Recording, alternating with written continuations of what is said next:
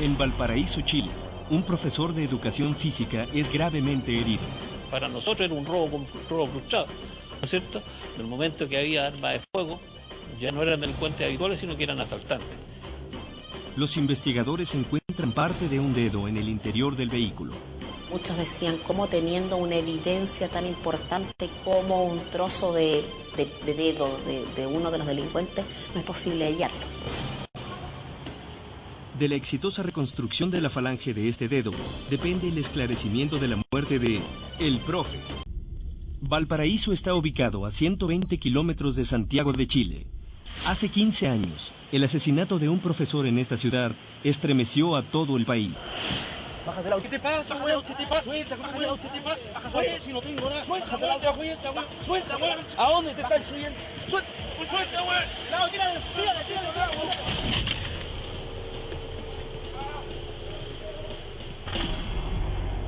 Alrededor de las 17:30 horas, había ocurrido un asalto en la parte posterior del supermercado Santa Isabel en Morris y había resultado una persona herida. Se fueron 2 detectives al hospital para sacar antecedentes, para saber de qué persona era y en qué condición estaba y si había fallecido o no había fallecido. Antes que Manuel Villarruel y la brigada de homicidios llegara a la escena del hecho, una patrulla de carabineros es la primera en responder a la llamada de emergencia y revisar el interior del vehículo de la víctima. Se encuentra un trozo de un dedo, más de la región marginal que corresponde a la parte más cercana a la uña. Sin esperar la inspección ocular por parte de la brigada de homicidios, la evidencia es remitida a los laboratorios forenses de carabineros en Santiago. Nos dividimos, ¿no es cierto?, para trabajar. Mientras se hacía el trabajo de inspección ocular, el otro grupo entrevistaba a la gente del supermercado Santa Isabel, donde hay muchos muchachos empaquetadores. Escuché un disparo y venimos corriendo hasta la esquina y vimos tres tipos arrancando. Para nosotros era un robo frustrado, ¿no es cierto? En el momento que había armas de fuego, ya no eran delincuentes habituales, sino que eran asaltantes. Los investigadores advierten la presencia de 2 manchas hemáticas, una con estructura de charco justo al lado del lugar donde estaba el vehículo y la otra en forma de goteo en la acera de enfrente. Porque sabíamos que había herido porque había desplazamiento y eso indicaba de que el tipo había huido, de que iba corriendo. Eso nos decía la sangre, porque para nosotros la sangre habla. En los casos en los que hay varias manchas hemáticas o incluso una mancha hemática muy grande, una mancha de sangre muy grande, lo procedente es tomar muestras, diversas muestras de diversos lugares o de las diversas manchas que hay y ver si corresponden su patrón genético, su ADN a una misma persona o puede ser de personas diferentes. Las 2 muestras de sangre son enviadas al laboratorio de genética forense. Mientras tanto, en el hospital, los médicos intentan salvar a la víctima.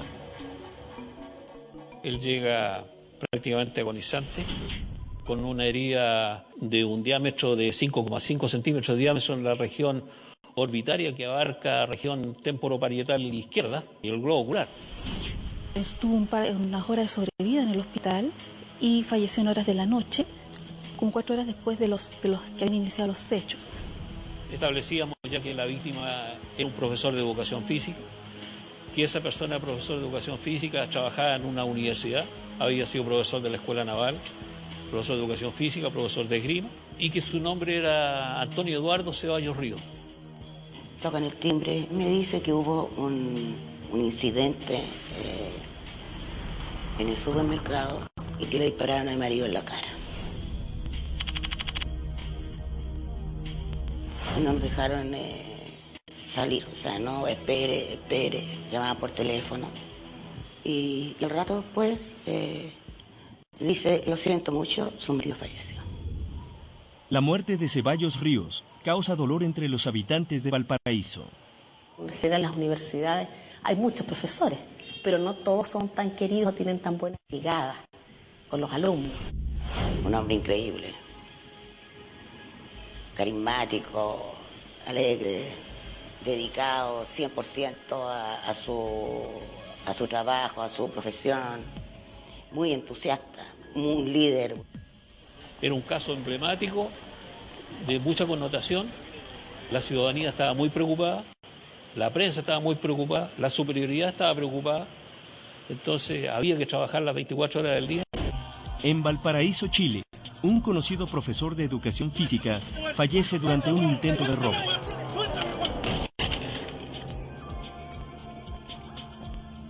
Las evidencias indican que uno de los atacantes está herido. Especialistas en genética forense están tratando de identificar patrones de ADN en la sangre recolectada en la escena del crimen. La Brigada de Homicidios, por su parte, se dispone a retirar la falange del dedo de los laboratorios de Carabineros. Retiramos evidencia con la finalidad de poder hacer un trabajo de reconstitución del tejido y poder obtener una mínima cantidad de puntos de acuerdo a lo que permite la legislación chilena en cuanto a la identificación. Entonces la idea era poder recuperar por lo menos el tejido y obtener un mínimo de 12 puntos. Cuando nosotros vemos una huella dactilar, la imagen que tenemos es la de una serie de líneas que normalmente dan una serie a su vez de curvas. Esto, cuando se mira con detalle, con una lupa o incluso con un microscopio de no muchos aumentos, lo que nos encontramos es una serie de características típicas. Todos esos detalles que hemos estado viendo, ojales, bifurcaciones, uniones de curvas, etcétera, es lo que se denominan puntos característicos y que son típicos de la huella dactilar de cada uno de los dedos de cada una de las personas. El problema que se ocasionó es que se detectó que el trozo de dedo correspondía a la zona marginal, donde no se aprecia núcleo, simplemente tejido y la uña. Lo primero que se hizo fue obtener una impresión dactilar, se fijó fotográficamente y se cambia de recipiente, se pone en una solución distinta con la finalidad de tener un poco el endurecimiento, cosa que se logra medianamente. En este caso los peritos nuestros en huella necesariamente tuvieron que reconstituir los tejidos, hubo que echarla en un líquido lógicamente de formalina, pero al 10% formalina. Los resultados de la reconstrucción de los tejidos no se conocerán de inmediato. En este tiempo, los peritos de genética logran identificar 2 patrones de ADN diferentes en la mancha de sangre que fue recaudada en el interior del vehículo. Medicina Legal, por su parte, finaliza la autopsia de la víctima. Que presentaba básicamente 2 lesiones. Una que estaba en la mano derecha, entre el pulgar y el índice, muy pequeña, muy superficial, y la lesión principal que estaba en la cara.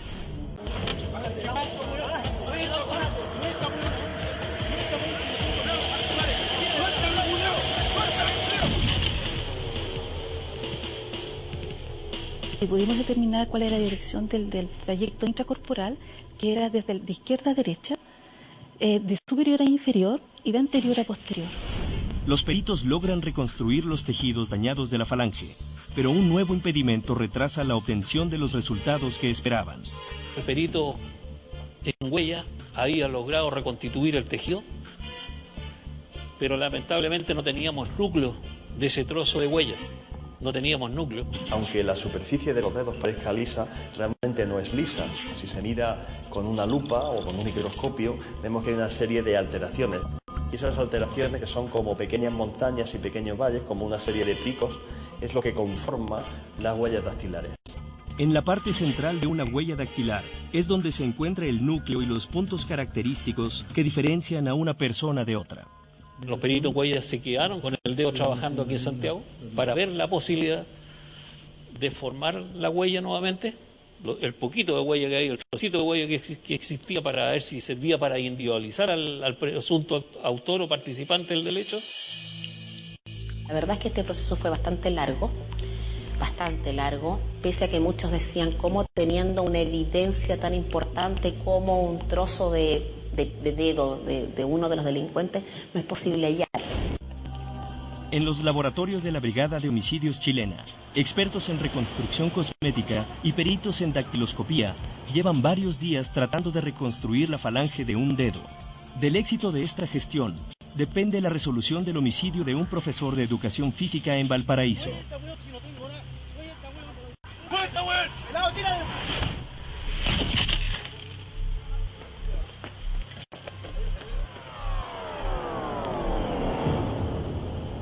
Nosotros no podíamos estar esperando. porque la ciudadanía, la prensa en general está muy preocupada y por ende había que tratar de esclarecerlo a la brevedad. Varios testigos del hecho aportan datos que le permiten a los investigadores confeccionar los retratos hablados de los tres sospechosos. Eran tres tipos, entre 20 y 25 años, no eran ni gordos ni delgados. Se notaban que eran tipos relativamente atléticos, con textura atlética, que andaban con zapatillas. Y eso nos indicaba que ya estábamos dentro del margen de lo que nosotros creíamos, porque para nosotros el delincuente, el lanza habitual generalmente usa zapatillas. Mientras los retratos hablados comienzan a circular por Valparaíso, en el laboratorio los peritos continúan la difícil tarea de reconstruir la falange para obtener los puntos de una huella dactilar que exige la ley chilena. Hubo que remover la primera capa de la piel y trabajar en definitiva solamente con la segunda capa de la piel, con la dermis, que es donde se origina el dibujo dactilar. Nos encontramos que la segunda capa de la piel, la dermis, estaba además muy delgada. Entonces se corría el riesgo que se rompiera, se deteriorara, que las líneas papilares de la segunda capa sí estaban en perfectas condiciones y que fue lo que nos permitió obtener los puntos característicos necesarios para identificarlo. Logramos en definitiva poder tener un dibujo bastante bueno, por lo menos con 14 puntos, y que nos permitía poder hacer un cotejo directo con cualquier impresión dactilar. Hasta ese entonces se desconocía a qué dedo correspondía. El éxito de la pericia posibilita a los investigadores cotejar la huella dactilar con la de posibles sospechosos. Sabíamos claramente que en este hecho habían participado tres personas, y que era importante reunir algún antecedente, alguna característica primordial que nos permitiera por último llegar a alguno de ellos. Comenzó a sacar todos los tipos de asaltantes y delincuentes habituales que operaban en el sector para poder llegar y empezar a buscar nombres. Vi mucha dedicación de parte de la policía. Seguían, qué sé yo, una pista, seguían otra. Y se preocupaban mucho de mantenernos a nosotros como familia informados de lo que estaban haciendo. Incluso el director nos citó para mostrarnos la radiografía de la falange que habían encontrado. A medida que íbamos obteniendo antecedentes de distintas personas, de los presuntos autores de este hecho, íbamos entregando los nombres al laboratorio criminalístico, específicamente a los peritos en huellas. Pero ninguna de las huellas de los sospechosos identificados a la fecha se corresponde con la obtenida mediante la reconstrucción de la falange del dedo hallado en la escena del crimen. Llevamos 20 días de investigación y todavía no teníamos nada. Y había una enorme presión de los medios de comunicación. ¿Por qué no se aclara qué pasa, qué ocurre? En Chile, peritos de la Brigada de Homicidios cuentan con el ADN y la huella dactilar de uno de los sospechosos involucrados en el asesinato de un profesor de educación física de Valparaíso. Pero después de casi un mes de investigación, los detectives no han podido identificar a la persona a quien corresponden las huellas. Como a 27 días de trabajo, en este caso, nos llega un antecedente de un tal Conejo. Sacamos alrededor de 87 sujetos apodados el Conejo. Empezamos a achicar, se nos achicó alrededor de más o menos de 10 o 12 conejos. En total de apodo del Conejo encontramos como 80 y tantas tarjetas. Ay, qué bien. Pero fíjate que haciendo el descarte con los otros funcionarios, hemos logrado dejar 17. Hasta que llegamos a una tarjeta del famoso Conejo y que correspondía a un tipo que habíamos detenido por homicidio años antes. Así que inmediatamente se sacó esa tarjeta, que podría ser, era una posibilidad de que fuera él, pero de las 17, amigo mío, está la posibilidad del Conejo. Inmediatamente llamé al jefe del laboratorio y le dije yo que hiciera la comparación dactiloscópica y le di el nombre del tal Conejo, Claudio Muñoz Cabeza. Es muy similar en cuanto a las líneas papilares que se observan. No pasaron ni 5 minutos, me llama de regreso, me dice: chico, ¿estás en lo cierto? Son coincidentes, así que estaríamos en presencia del doctor, no me cabe ninguna duda. No me... Llamaron la gente que tenemos trabajando afuera y ubicaron al Conejo. Una vez identificado el sospechoso, los investigadores preparan un operativo para su aprehensión. Está armado. Al abrir la puerta, nos encontramos con una cama, sobre la cama una persona durmiendo, y correspondía al famoso Claudio Edison Muñoz Cabeza, el Conejo. ¿Cómo te llamáis? Claudio Edison Muñoz Cabeza. ¿Y cómo te dicen? Me dicen Conejo.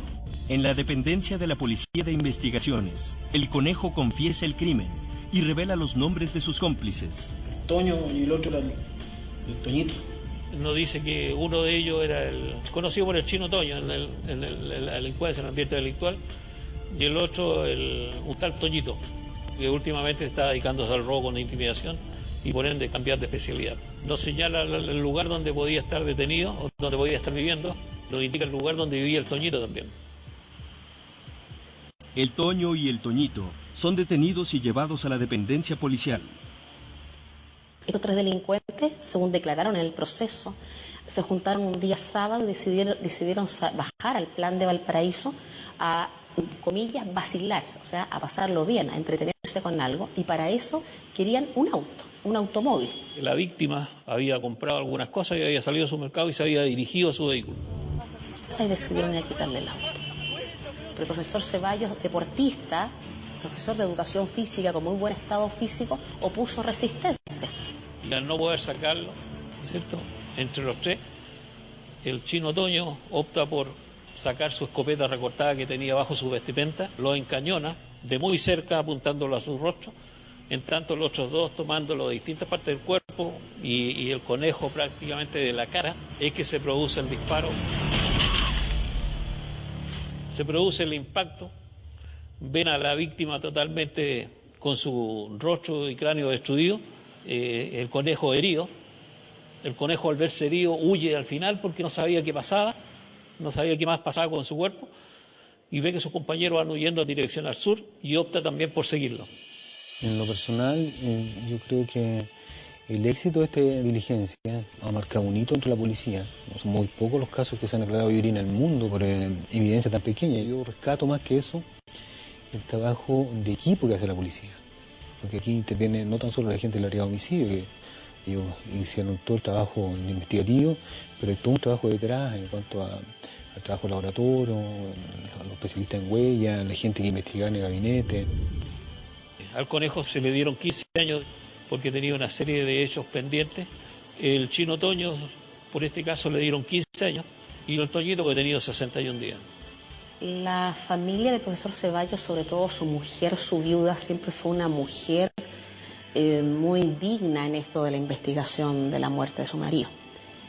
Porque siempre lo comentamos, el gran dolor había sido su pérdida, su muerte, y todo lo que siguiera después era solamente el deseo de hacer justicia.